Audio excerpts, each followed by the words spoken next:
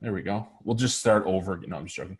Um, the I think one of the things that we have to remember is that, this is about sharing. It's not just about 2 or 3 people sitting here and just talking to one another. So one of the things I'd like to encourage everybody to do is to share their experiences with how to run their camp. There will be ideas that come out of this that people go, oh yeah, geez, yeah, maybe I should take that or do that with our camp or our staff, et cetera, et cetera. So please feel free and feel comfortable enough. The best thing we can do is share our experiences and learn from one another. So this is what this is all about. So tonight we are here to talk a little bit about staff training. We are, like I said before, we are in the midst of doing staff hirings and really getting into the crux of training our staff. For some camps, we are 2 season camps, 1 season camps, 3 season camps, and there are a few that are all season operations. So we all have different experiences, but the big thing at this point is really. Whoa. Hi, Anna. Thanks for sharing your screen.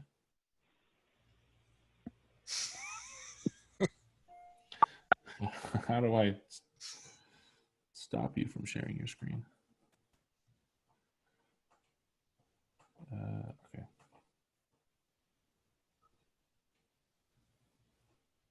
Oh, way.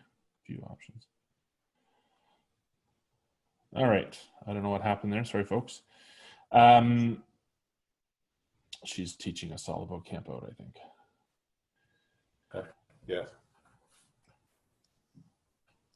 Oh, come on. Anyways, let's move on. Sorry about that. We are here to talk tonight about our staff trainings. And Joe and I were talking a little bit earlier about not just being us 2 talking, that we should all get an opportunity to share some experiences. And I think we're going to start with that. So if you can think of one thing that you, as a camp or as a camp professional or camp board member or camp volunteer, think you do really well that you think would benefit somebody else, we're going to get you to share that. So Joe, do you want to start? For sure, I can start. So the idea of this is that instead of just Matt and I talking about staff training things and getting ready for staff training, because what was the title of tonight's talk, Matt? Tonight is staff training, what we should talk about, or what we should say. And so the idea is that we want to share our best practices or share our great tips. And so the first thing I want to share when we talk about staff training, one of the most important things that I've done at numerous camps that I've been at is adjusted my staff training so that I spend at least an hour every day, if not more, doing something that we call, or that I call, staff construction. The idea came because we're building a staff team, and so we're constructing a staff team. And it came out of my worst summer ever directing, where I didn't do any sort of relationship or teamwork. And I fired 11 out of 20 counseling staff that summer. That wasn't at a United Church camp. And the following summer, by that time, I'd rethought everything in the way that I trained, and I focused an hour to an hour and a half a day on just team building, not so much worried about the policies or worried about the emergency procedures. We still covered those things, but I really focused on getting those staff to know each other and work together and find out who worked well and who didn't work well and who had conflicts. And I went from one of the worst summers to one of the best summers, and this was in the 90s. And so I've continued with that program. And what it looks like is just a strong facilitator, normally the camp director or myself, doing teamwork and team play activities with the staff and building on those each day. So doing something on Monday of staff training week, moving on to some other stuff on Tuesday, maybe revisiting some stuff that we did Monday and Tuesday and Wednesday. I dedicate Friday morning for 3 hours, and we do a full obstacle course type thing with our staff where they do they get to see a lot of the activities that they did before during the week as a team or as a bunch of teams. And then I add in new things. And I'm always amazed at how fast they get those new things. And so for me, that's an essential part of staff training, because to see them work together really, and how they work together allows us as directors and leadership team members to know better how to deal with them over the course of the summer, but also it allows them to partake. So if we're talking about tips and tricks in staff training, that is my biggest one, and it's led to a lot of great summers of staffing. I still let staff go, but less than I may have if I didn't do staff construction. Joe, how long's your staff training? We do a weekend of staff training in May, so a Friday night to a Sunday at about noon, and then we do a week long. Sometimes starts on Sundays, most times starts on the Monday and goes to the Friday, so another 5 full days of training on that during that staff training week. And then we've also recently done some in-service trainings on Sunday afternoon. As our staff arrive, I'll do a game for maybe 5-10 minutes. What they perceive as a game, what we know is facilitating teamwork activities. Great. Thanks for sharing. So we'd encourage, as we move forward, Matt, right? Yeah. We're going to encourage everybody to partake and give an idea. So as you're listening to people talk, you need to be ready to at least give us a little tidbit of information that you can share in some way, shape, or form. Yes, we're putting you on the spot. Correct. And if you have any questions at any point, please ask anybody. Yeah. Or we're just going to sit here and look at each other for the rest of the night. So if anybody wants to go, you're up. Or I'm going to call you out on something. Okay, go ahead, Dan. Dan and Samantha. All right, so one of the things I remember as a camp staff back in the 80s at Kennesary was that I hated the way we did emergency procedures training. We sat in the dining hall and they talked about it, and then we lived in fear the rest of the week for when they're going to ring the bell nonstop, which was what we did then, before we practiced emergency procedures training. And then one year they even did it in the middle of the night while it was raining, and a girl slid down the cliff and had to go to the hospital. So when I arrived didn't do it at first, but I finally figured out the way I wanted to do staff training was that everybody needed to have success, or emergency procedures training was, it had to be successful. So the first time we talked about EP at camp, we sit down and we go through it, and then we walk through it together. So we set aside 2 or 2.5 hours, an hour to go through it, and then an hour and a half to walk through, so everybody understands everything that's going to happen. The next emergency procedures training is written on the schedule. So they know that at 10:30 the next day, whatever time it is, it's going to be an emergency procedures. Through it that way, and then they know after that there's going to be at least one surprise EP. Because we want these kids to not be afraid of emergency procedures, but to have confidence in what they know and that they know how to do it. And by talking about it once and then springing 2 or 3 surprise ones on them during the week, it just scares them. And they did, and felt so much more comfortable after that. And so that everybody does it. And because when they used to play like a game of hide and seeks, one person would go hide. We find things like bowling pins, and we'll write a name on them and hide the bowling pin, but we'll hide a bowling pin in every quadrant or wherever you have your camp divided. So everybody finds one, and we know that everybody's doing their task. So that's one of the things that I think that that's really good on a totally opposite side of what Joe said about staff training. One thing that I changed, that I used to really dislike the approach we took. What was the feedback like from folks? I guess they may not have known it from the 80s clearly, but. Well, but even when I first started at Hampton Center, they used to, oh, can we play hide and seek? We're going to do training. And they felt much more confident about it, and no one was afraid of it, which right. is something during staff training. I don't think that's going to put fear in them. Sure, we want them to take it seriously, but you train that into them. Cool. Thanks. Samantha's got a different one. Sam, go. Samantha, go. So we, when we arrived at Kennesaw back, since we've been back, we've been home for about 9 years now from New Zealand, and we were on the board. And one of the things that we noticed was that our dining hall etiquette was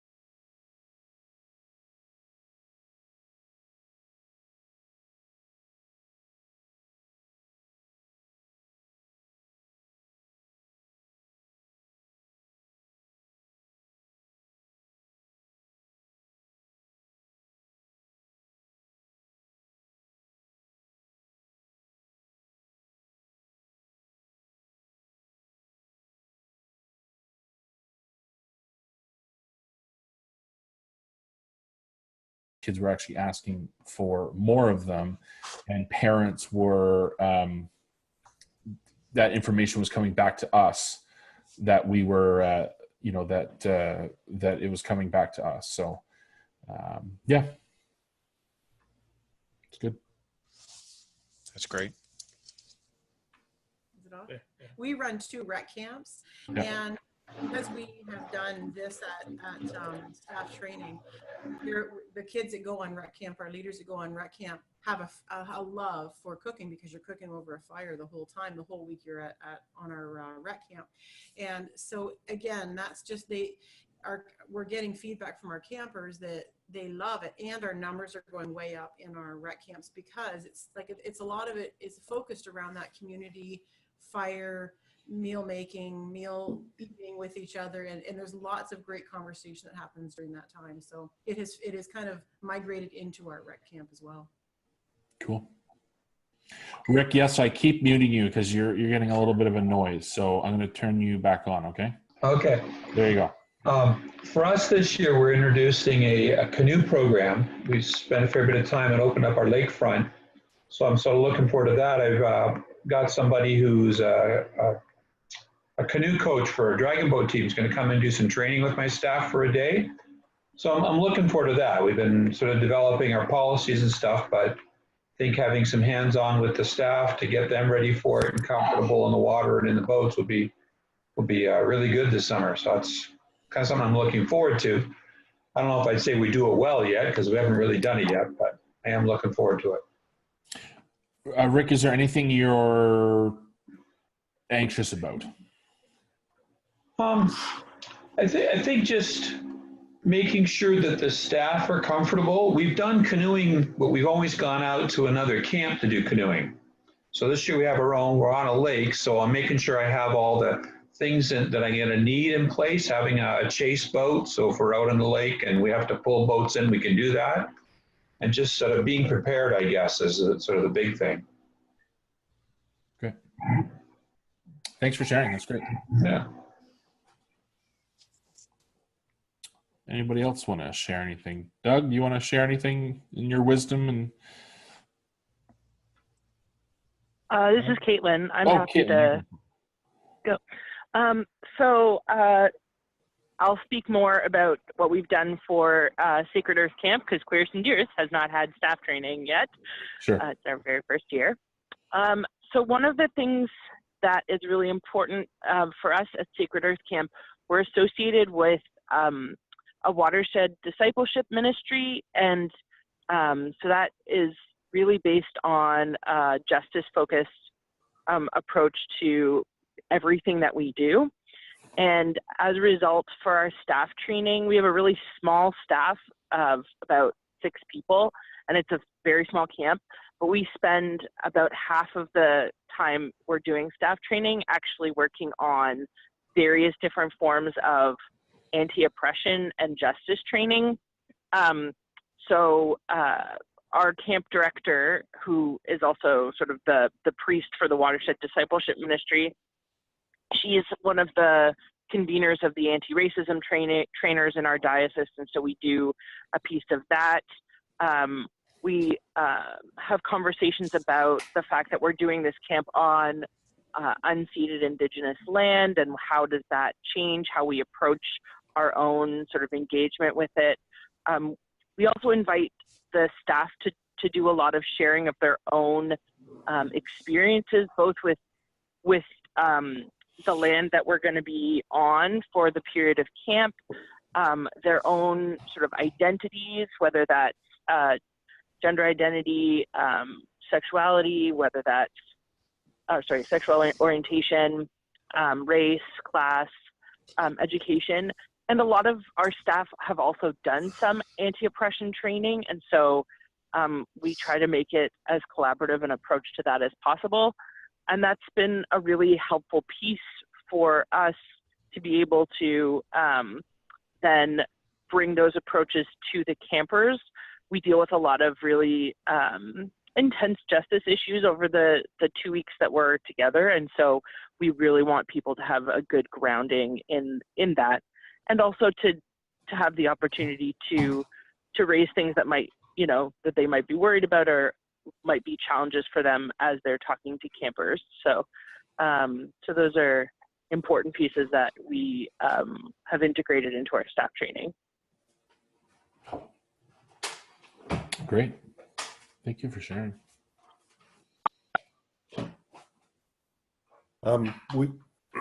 It's Doug. We've had a lot of success the last couple of years bringing in actually alumni who are in the community in different roles. We have emergency, someone who works with the Toronto School Board to when there are emergencies and different things in the different schools, who goes in for those to talk to the kids and talks about, she also has done the abuse reporting for abuse policy for all of Ontario schools. So she's an alumni of the camp, and she's been coming in to do some sessions with the kids. And we have had a couple of ex-nurses come in to talk about, we do some reports on the different types of challenges or opportunities, whatever you want to call them, that are coming into camp, and they can come in and give some more information on those. So we've added that in the last couple of years, is bringing in kind of experts in the business field to come in and teach some of the staff on specific areas. Yeah, one of the best ones was a couple of years ago. There was a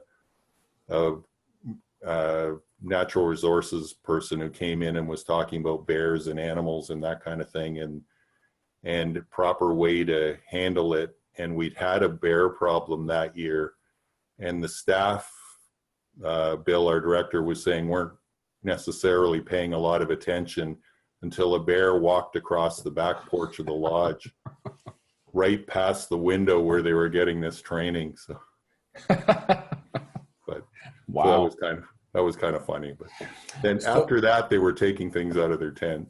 The food. Yeah, I bet you they were. Doug, when you say alumni to talk, so it's not necessarily like it's more broad topics like bear awareness. It's not necessarily like how to lead a song and teach it. No, we have those, but generally the assistant directors, those kind of people, some of the leaders in the camp lead those sessions, and they had been leading them based on our manual with this section on abuse or this section on bears or this section on mental health, those kinds of things. But what we decided was we bring in somebody who can really give them some good detail and answer all their questions, versus just doing it from the manual. That person generally wrote the manual, but so it's kind of fun, I think, for the alumni to get back into the camp, and we've hooked a couple of them in for other things too now, so it's worked well for us as well. Awesome. Anybody else want to share anything? Well, can I just add on to Doug's, the idea of alumni? We started last year. We're really blessed right now to have a strong alumni contingent that is all from my time. So from people who've been staff since 2005 have started this alumni committee where they're challenging the older alumni to come back. But one of the things that was organized last summer, and we're going to continue this year, is we have them come in and do something called a camp counselor testimonial, which is something that we came up with years ago when we ran a program called the Camp Counselor Institute, which we had people from Kennesary come to that and some other camps. But the Camp Counselor testimonial is literally 20 minutes to half an hour of you as an alumni who's been a counselor just sharing stuff, tips and tricks about what you remember and how to be a better counselor, and suggestions if you're a parent, right, and how that goes. And our staff, we do it at 3 o'clock on Sunday. So before we do our big staff meeting, they show up, and the first thing they see is an alumni, somebody who is who's in the local community, and they talk, and some are really short, and then we do a question and answer period. But the camp counselor testimonial on Sundays has worked out really well. And somebody else coordinates that. So it's not even up to us as camp people to coordinate that. And then we also have, I know that lots of camps that I've been at do staff devotions on Thursday night. Well, I don't know, lots of camps do, some camps do. And it used to be we would leave that up to leadership team members, but it always fell to the last thing on their task list. They never sort of planned for it. So we've actually had alumni last year come in and do the staff devos on Thursday nights as well, which is different. It's not a camp counselor testimonial. It's a devotional for 20 minutes to half an hour. And so bringing and using alumni, as Doug said, that is a hugely powerful motivator.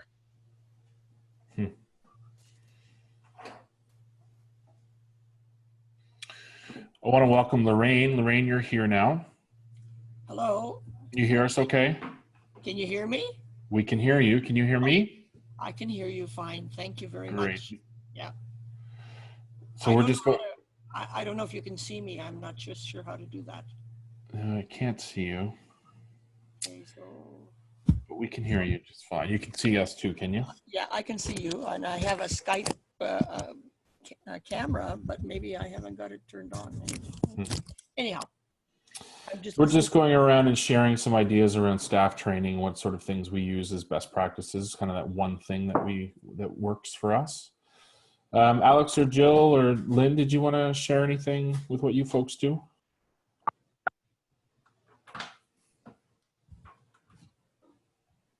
Go ahead.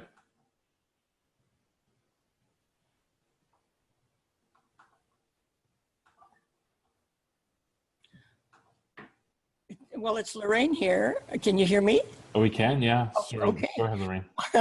I'll share a little bit. I'm from Mackenzie Camp in British Columbia on Maple Lake.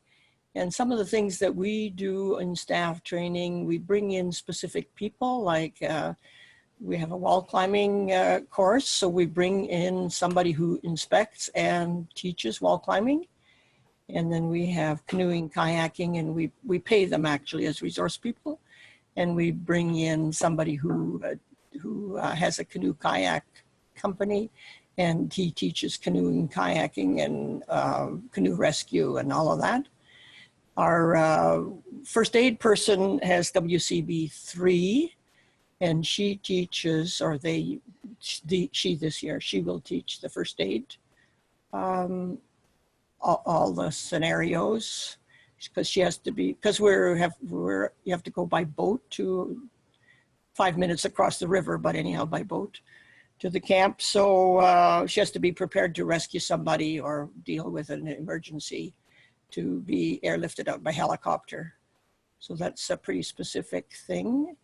And we have somebody who's involved in social work, who teaches all the things with abuse and boundaries and so on. And he does that as a volunteer.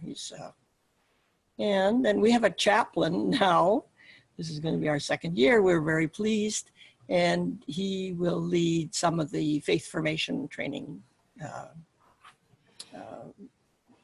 And that'll be part of the staff training, both for our spring program. He'll be there a little bit, but the whole summer program, and he will be part of the week of staff. We have a week of staff training.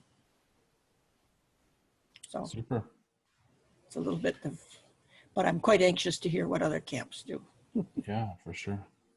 Lynn, did we figure out your phone yet?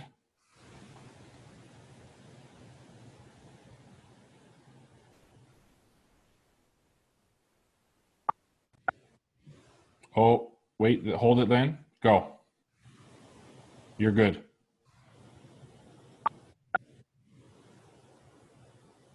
No. All right. Dave, are you there? Dave from Shagaback. Hello. Sorry, brother, about I got your email about 15 minutes ago. Sorry about that. No problem. I was playing some video games. Awesome. Cool. So that's Dave from Shagaback, everybody. Hey, everybody.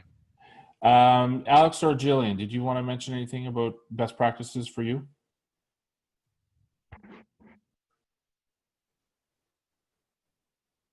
Something that I always make sure we focus on on our training is definitely how we discuss how we like to self-care during camp.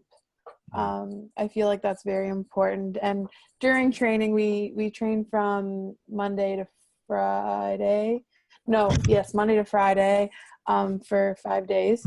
And I always make sure I put time in training to make sure that the staff are getting the self-care that they need during training, for sure.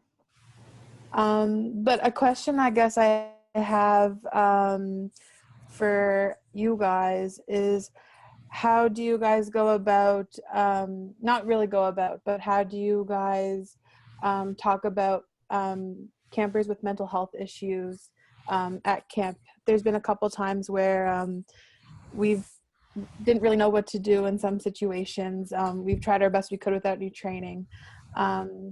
But yeah, is there any like activities that you guys could recommend or websites that I could look up to help train staff a little bit better on dealing with like anxiety, panic attacks, things like that in campers? It's a good question. Anybody want to take a shot at it? I think that this goes to a huge issue, is that we're not actually counselors, right? Like we're not actually use that term as camp people, and we have for years. And as far back as I've read in camping literature, the term counselor is what we use. But in understanding where somebody's mental health is and that they actually need counseling, that is not something that we can take on. And it's not something that we really want to get involved in. When we have campers with those issues, Jillian, we do move to, we change their situation. We put them in safe places. We give them staff who can dedicate and talk to them. But we do train our staff that we're not counseling them on doing things, meaning we're not asking them to delve deeper into their personal issues. We're not asking them to find out what their childhood wound is, right? Like all we're doing is making them more comfortable and saying that the world is okay. And that's very much what our Christian education program is too, right? God loves you, and trust in this, and be firm, and believe, and be brave. Life's not easy. Those are all things we say, which can sometimes seem, as I'm sure you know, can sometimes seem like too little. But after 5 days at camp, those kids go home, and I have no idea, I have no idea what they go home to, right? And so that's my sense. A lot of younger staff now want to talk a lot about mental health at camp, but where is the line? My concern is, where's that line between mental health and getting into actual counseling with, a social worker and whatnot. So we caution our staff to be careful about what they say and what they do. One of the things that I do with staff here at Lambton Center and in my own private practice, you're right, Joe, you can't do counseling at a summer camp. That's just not the right avenue. But when we know that we have kids who have mental health issues, we try to make sure that we can connect with the parents or the family to know what supports are helpful for them. So if you have an idea what works for somebody who struggles with anxiety or has ADHD or fetal alcohol effect, if you know what's been helpful at home, then you can sometimes structure the environment to be supportive. Sort of like what we do with a lot of our campers through Reach for the Rainbow, who may have a disability of some sort, is trying to know what works well for them. And every camper can be different. But you're right, you don't want to start trying to do any kind of therapy, because that's not what we're about, but create a safe atmosphere for them where they can be themselves. The last few years, we've started sending our senior staff on the mental health first aid course. So it's kind of a first aid, as in, if you have an injury situation, how do you handle the situation to the best of your ability before it maybe has to move on to someone more serious? Just like if you broke an arm, how do you handle the broken arm until it gets to someone who can actually fix it or who can actually do something about it? So the mental health first aid course is pretty good. I took it with the staff the first year we did it. So. Yeah, I was just going to say that too. There's lots of organizations that you can partner with out there that do this work. Particularly in Halifax, I'm signed up for the mental health first aid in April and May through, every Monday in April and the first in May. And it's 12 hours over 4 weeks. And actually the local health authorities it's free. Anybody can sign. It's first come, first serve. And it's actually like a $400 course.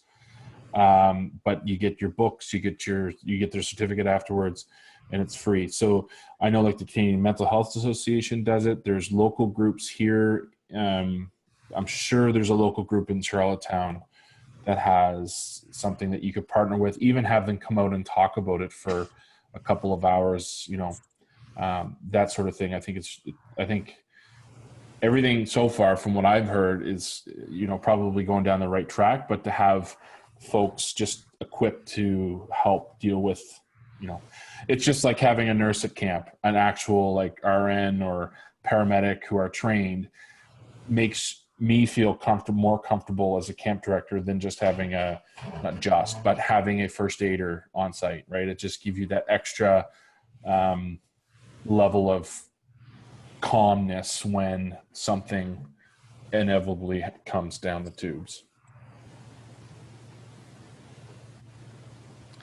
I really appreciated what I think it was Caitlin was saying about how much of their staff training is devoted to social justice and analyzing systems of oppression and things like that.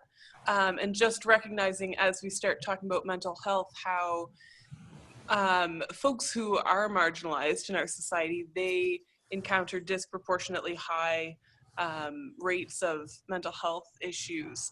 And so recognizing just how intertwined that is. And I mean, the amazing thing about camp is that we have the power to create different systems. We can create different economies there. So really recognizing the way that we're creating this really beautiful community and lifting up folks who might not experience that.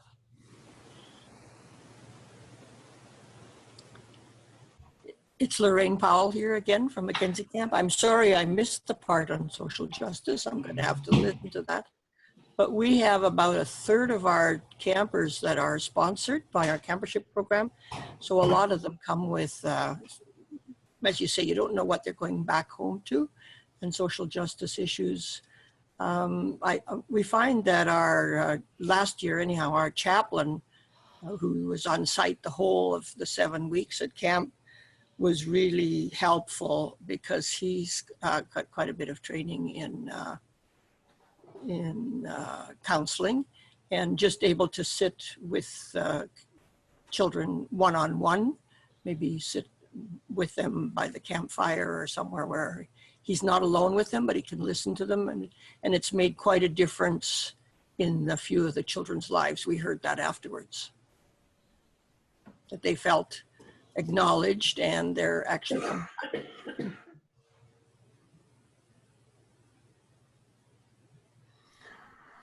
Is there any, thank you. That was a really good discussion. Lynn, I know you want to jump in on this, but I don't know why you're not working. So I can hear you hitting your button and then you go mute.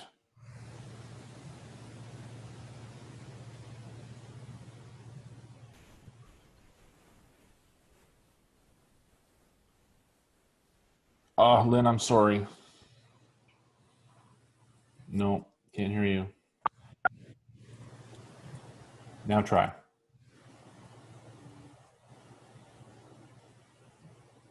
No, sorry.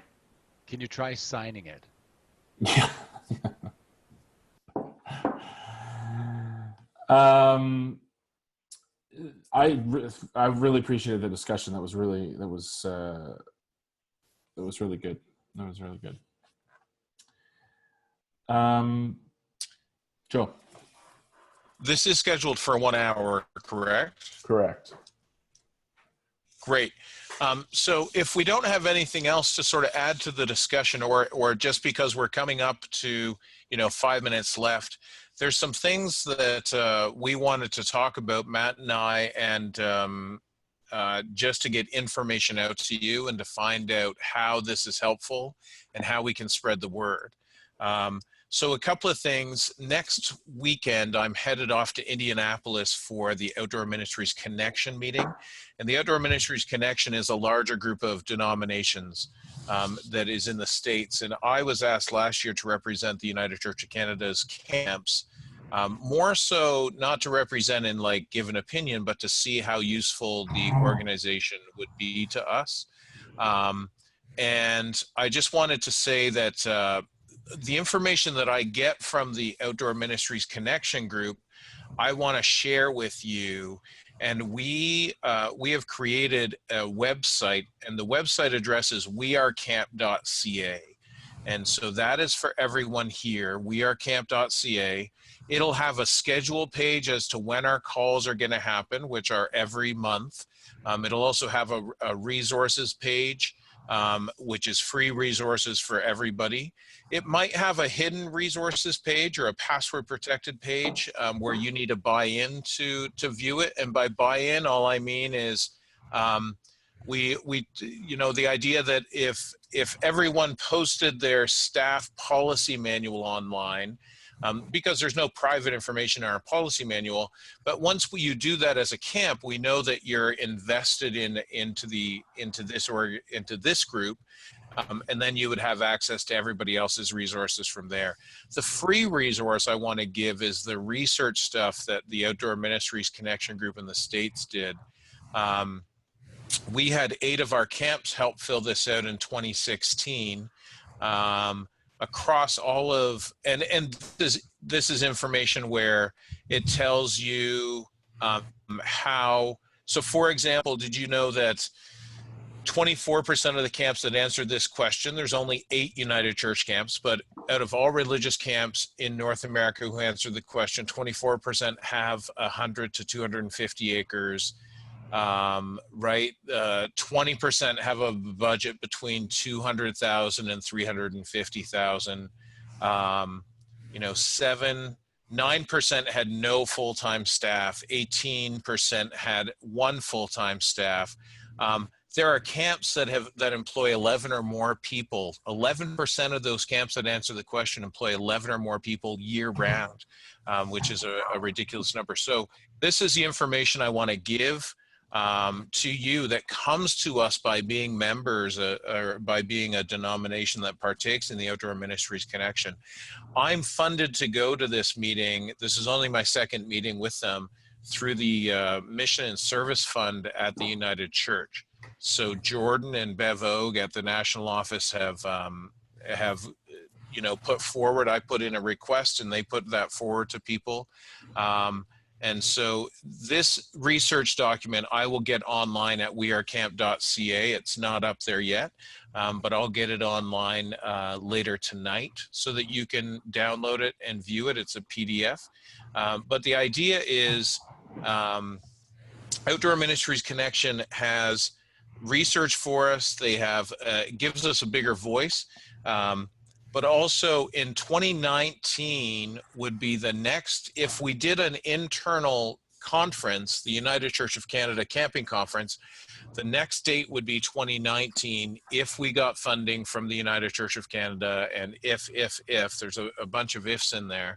2019 is also something that's called the Great Gathering in November of 2019. And it's being put on by a group of the Outdoor Ministries Connection. And this is essentially a conference that would be they're hoping for about 500 people to be present. It'll be November 3rd through the 7th of 2019 in Asheville, North Carolina. The camp's name is Ridgecrest. It's a Presbyterian camp, I believe.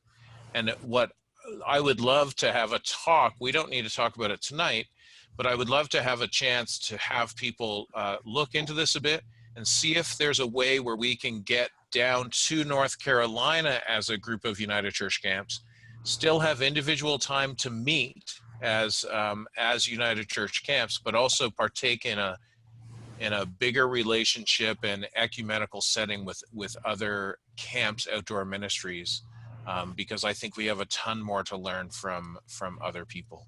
So I'm not sure what else you had to talk about there, Matt. I think the only thing that we talked about last time was was just what do folks want to hear or want to talk about in the next round of discussion. So last time folks said how do you bring a real spiritual connection to camp, reconciliation, changes in the church, and how to connect with camps. I think that's how to connect with churches. funding opportunities and the sort of worst case scenarios subject. So, oh, and affirming, of course, was another topic, affirming camps. So what do folks want to talk about? And the other thing too is, you know, because we were allotted a little bit of money, we can ask somebody, maybe an outside expert, to come in that you might want to hear from about a particular topic as well. Is there a preference from anybody on the topics that folks talked about last time?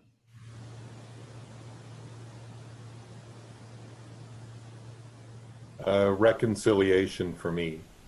Okay. Okay.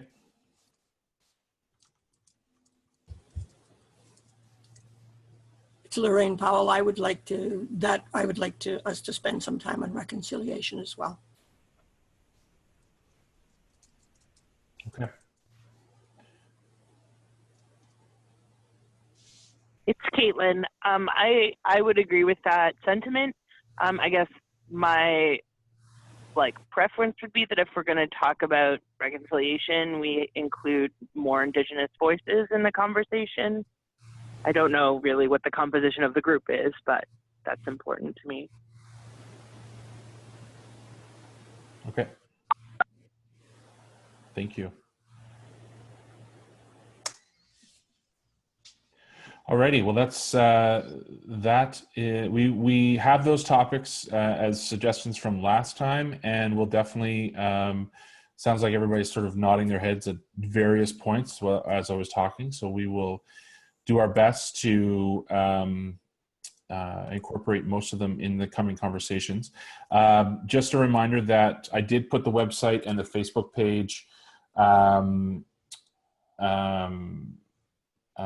the chat bar along the side, so you can do that, and we will gather here 1 month from, not necessarily today, but the second Monday in April, which is April 9th. The 9th.